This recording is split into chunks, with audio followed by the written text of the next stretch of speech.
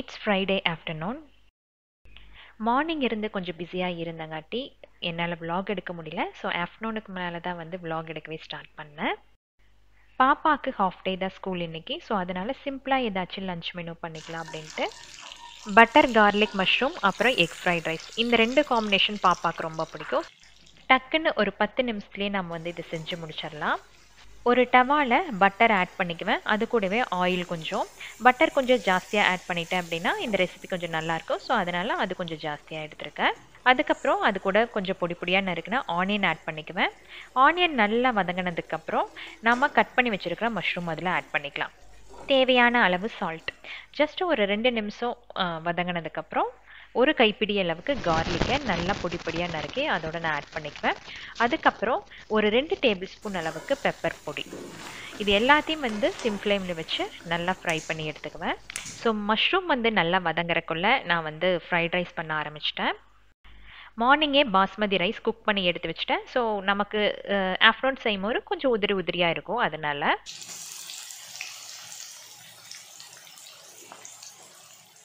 Egg fried rice as usual நம்ம எல்லாரும் பண்ணுற மாதிரி தான். யூஸ்வலாக நானும் பாப்பாவும் வீட்டில் இருந்தோம் அப்படின்னா இந்த மாதிரி ஃபுட்டை ரொம்ப விரும்பி சாப்பிடுவோம். பட் ஹஸ்பண்டுக்கு வந்து இது பிடிக்காது. ஏன்னா அவர் வந்து ட்ரெடிஷ்னலாக அந்த பருப்பு ரசம் இதெல்லாம் வச்சு சாப்பிட்டா தான் அவருக்கு வந்து திருப்தியாக சாப்பிட்ட மாதிரி இருக்கும். எப்பாச்சும் மீட்டிங் போனோம் அப்படின்னா மத்தியானம் லஞ்ச் எடுத்துகிட்டு போக மாட்டார். ஸோ அந்த டைம்லலாம் வந்து நானும் பாப்பாவும் பிளான் பண்ணி இந்த மாதிரி ரெசிபிஸ் வந்து செஞ்சு சாப்பிடுவோம்.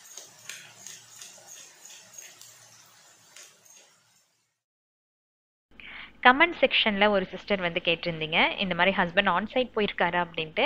ஆன்சைட் போகலை, அவர் வந்து ஊருக்கு அடிக்கடி போயிட்டு வர்றது காரணம் என்னென்னா ஃபாதர் இன் லா கொஞ்சம் உடம்பு சரியில்லாமல் இருக்குது. ஸோ அதனால வார வாரம் வந்து ஊருக்கு போயிட்டு வர வேண்டியதாக இருக்குது. அதனால தான் அந்த சாட்டர்டே சண்டே நாங்கள் வந்து அவரை மிஸ் பண்ணுறோன்னு சொல்லியிருந்தேன்.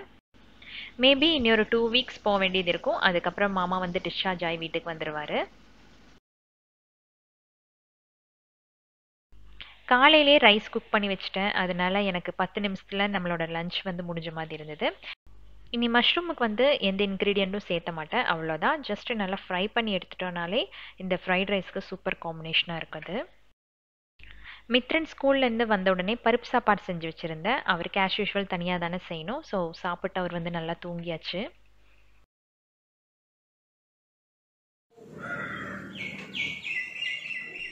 இந்த காம்பினேஷன் வந்து ட்ரை பண்ணி பார்த்துட்டு நம்மளோட கமெண்ட்டில் சொல்லுங்கள் எப்படி இருந்துச்சு அப்படின்ட்டு.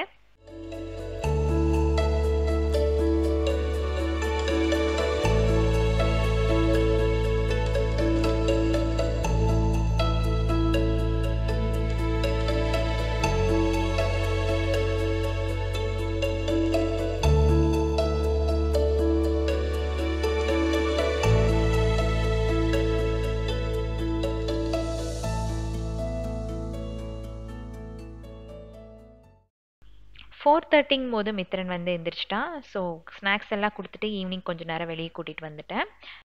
எப்போவுமே டின்னர் செஞ்சு வச்சுட்டு வந்துடுவேன். இன்றைக்கி மித்துக்குட்டிக்கு மட்டும் ரெடி பண்ணி வச்சுட்டு கொஞ்சம் நேரம் விளையாட வைக்கலாம் அப்படின்ட்டு.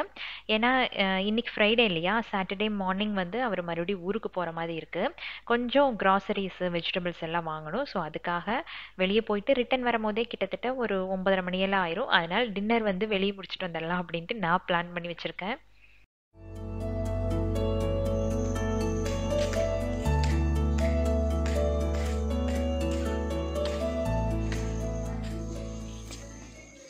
அவர் வந்து கொஞ்சம் ஏர்லியராக வரேன்னு சொன்னார். ஸோ அதனால் சீக்கிரமே விளையாட விட்டுட்டு மித்ரனை வந்து வீட்டுக்கு கூட்டிகிட்டு வந்துட்டேன்.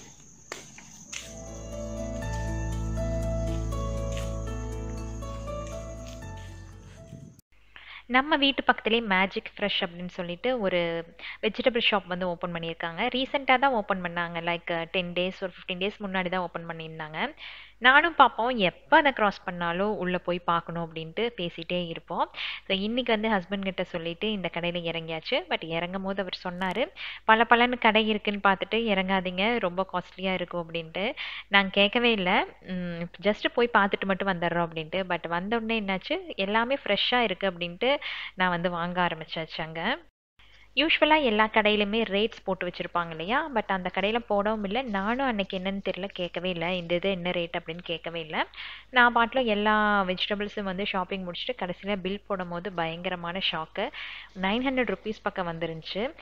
வெஜிடபிள்ஸ் காட்டிலும் ஃப்ரூட்ஸ் கொஞ்சம் எடுத்துகிட்டு இருந்தேன் தான். ஆனால் அதுக்காக 900 ருபீஸ் வந்தது கொஞ்சம் ஜாஸ்தியாக தான் எனக்கு தோணுது. யூஸ்வலாக லோக்கல் மார்க்கெட்டில் வாங்குவோம். ஒரு தடவை போனாலே வந்து 300 to 400 ருபீஸ் தான் வரும். கடை வந்து தப்பு சொல்ல முடியாது. எல்லா வெஜிடபிள்ஸ் ஃப்ரூட்ஸும் வச்சுருந்தாங்க. அதே மாதிரி ஃப்ரெஷ்ஷாக இருந்தது. நம்மளோட ஃபேமிலிக்கு இது கொஞ்சம் காஸ்ட்லியாக தோணுன மாதிரி இருந்துச்சு. ஸோ இதெல்லாம் வந்து ஒரு லெசன் தான். ஒன்றொன்னா வந்து லேர்ன் பண்ணிக்க வேண்டியது தான். பில் போட்டதுக்கப்புறம் நம்ம வந்து கேன்சலும் பண்ண முடியாது. கார் ஏறும்போது ஹஸ்பண்ட் வந்து கேட்டார், எவ்வளோ வந்து பே பண்ணீங்க அப்படின்ட்டு. 900 ருபீஸ்ன்னு சொன்னேன். அப்போவே அவருக்கும் ஷாக் தான். பட் நான் சொன்னேன், நிறைய வெஜிடபிள்ஸ் எடுத்துட்டேன், எப்படி நெக்ஸ்ட் வீக் நீங்கள் இருக்க மாட்டீங்க, அதனால நிறையா ஷாப்பிங் பண்ணிட்டேன் அப்படின்ட்டு ஒரு பொய்யை சொல்லிட்டு அங்கே ஷாப்பிங் முடிச்சுட்டு அப்படியே வந்து டிமார்ட்டுக்கு கிளம்பிட்டோம்.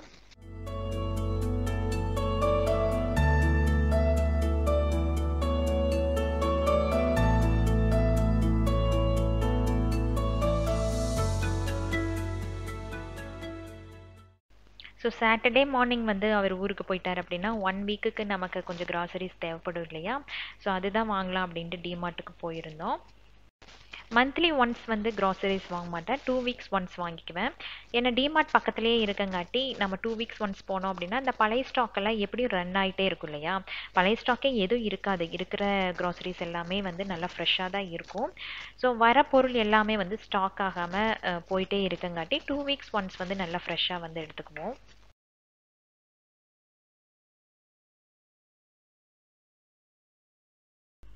டிமார்ட்டில் ஷாப்பிங் முடிச்சுட்டு வெளியே வரும்போதே கிட்டத்தட்ட 8:30 ஆயிடுச்சு. அதுக்கப்புறம் வீட்டில் மித்ரனுக்கு டின்னர் பண்ணி வச்சுருந்தேன் இல்லையா? அதை போய் சாப்பிட வச்சுட்டு அதுக்கப்புறம் தான் நாங்கள் வந்து மறுபடியும் ஷாப்பிங்காக கிளம்புனோம். ஸோ வீட்டிலேருந்து கிளம்பும்போது ஒரு 9 o'clock மேலே இருக்குன்னு வைங்களேன்.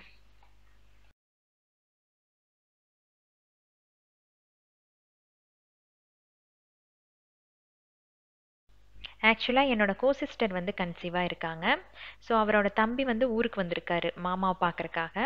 நாளைக்கு வந்து அவர் ரிட்டர்ன் ஆகிறங்காட்டி கொஞ்சம் துணி அப்புறம் அந்த பாப்பாவுக்கு தேவையானது ஏதாச்சும் வந்து இருந்துச்சு அப்படின்னா வாங்கி கொடுத்து விடலாம் அப்படின்ட்டு ஃபஸ்ட்டு க்ரை அப்படிங்கிற ஷாப்புக்கு தான் வந்து போயிருக்கோம். இது நல்லா இருக்குல்ல? எவ்வளோ? 1299. அதே நல்லா இருந்துச்சு. இப்போ வின்டர் சீசன் இல்லைங்க. குழந்தைங்க ட்ரெஸ் மட்டும் பார்க்க ஆசையே தீராது. அவ்வளோ அழகாக க்யூட்டான ட்ரெஸ்ஸஸாக இருந்தது. அங்கே வந்து கொஞ்சம் வின்டர் ஸ்டார்ட் ஆக போகுது. ஸோ அதுக்கான ட்ரெஸ்ஸஸ் இருக்குமா அப்படின்னு தான் பார்த்துட்டு இருந்தேன். இவர் வந்து கொஞ்சம் டெய்லி வியர் ட்ரெஸ்ஸஸாக எடுத்து கொடுக்கலாம். எப்படியும் வந்து அங்கே இருக்கிறவங்க நிறைய கிஃப்ட் கொடுத்துருப்பாங்க. ஸோ அதனால அந்த மாதிரி ட்ரெஸ்ஸஸ் எடுக்கலாம் அப்படின்ட்டு ஸோ அந்த மாதிரி கொஞ்சம் துணிகளாக எடுத்திருந்தோம். காமன் கலர்ஸாக எடுத்துட்டோம். ஸோ பாப்பாவுக்கு வந்து கொஞ்சம் ட்ரெஸ்ஸஸ் அப்புறம் கோசிஸ்டருக்கு வந்து டைப்பர் பேக் வந்து வாங்கியிருந்தேன். பட் ஃபோன் பண்ணி கேட்டதுக்கப்புறம் தான் தெரிஞ்சது அவங்க வந்து டைப்பர் பேக் ஆல்ரெடி வாங்கிட்டாங்க அப்படின்ட்டு. பட் இருந்தாலும் பரவாயில்ல, இது வந்து காமன் கலராக இருக்குது, ஒன்று மாற்றி ஒன்று யூஸ் பண்ணிக்கிட்டோம் அப்படிங்கிறக்காக நான் வந்து அதை கொடுத்து விட்டுட்டோம். மித்திரனை வந்து அந்த கடைக்கு ஏண்டா கூட்டிகிட்டு போனேன்னு ஆகிப்போச்சு. ஸோ ஃபுல்லாக டாய்ஸ் இருக்குங்காட்டியும் அது வேணும் இது வேணும்னு ஒரே ரகலை. ஸோ ஃபைனலாக வந்து ஒரு குட்டி புல்லட்டை வந்து வாங்கி அவனை சமாதானப்படுத்தி அங்கேருந்து கூட்டிகிட்டு வந்துட்டோம்.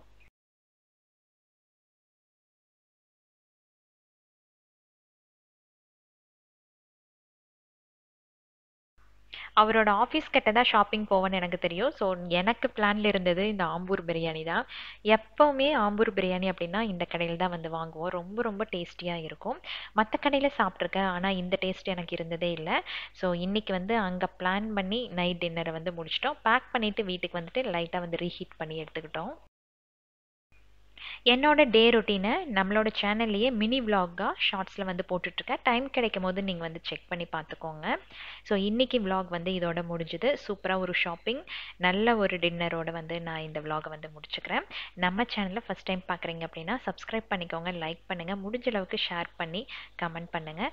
இன்னொரு இன்ட்ரெஸ்டிங்கான விலாகில் உங்களை நான் சந்திக்கிறேன். Until then, bye from Priyamudanabi. Thanks for watching.